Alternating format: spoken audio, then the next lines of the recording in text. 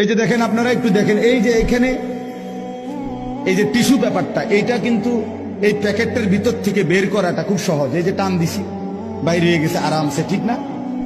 এইখানে একটা পলিথিন আছে, এই যে এই দেখেন, এটা একবার এটার লগে একদম লাগানো টাইট কইরা।